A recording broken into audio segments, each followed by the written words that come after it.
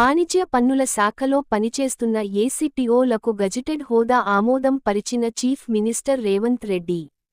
టిసిటిఎన్జీఓస్ సంఘం రాష్ట్ర అధ్యక్షుడు మొహమ్మద్ ముజాహిద్ హుస్సేన్ వెల్లడి. అప్పటి వాణిజ్య పన్నుల శాఖ మరియు ఎక్సైజ్ శాఖ revenue principal secretary Ajay Mishra వాణిజ్య పన్నుల శాఖ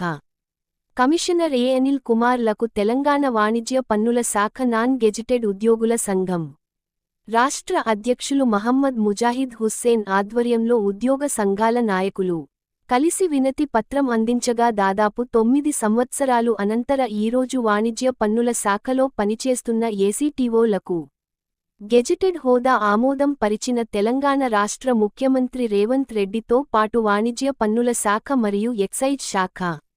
revenue principal secretary M Raghunandan Rao, chief secretary Ramakrishna Rao, రాష్ట్ర ప్రభుత్వ ఆర్థిక శాఖ ప్రిన్సిపాల్ సెక్రటరీ సందీప్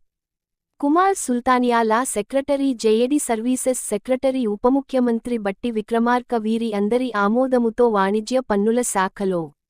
పనిచేస్తున్న 537 మంది ఏసీటీఓలు ఇప్పుడు వాణిజ్య పన్నుల శాఖలో గజిటెడ్ హోదా పొందినారు అని తెలంగాణ వాణిజ్య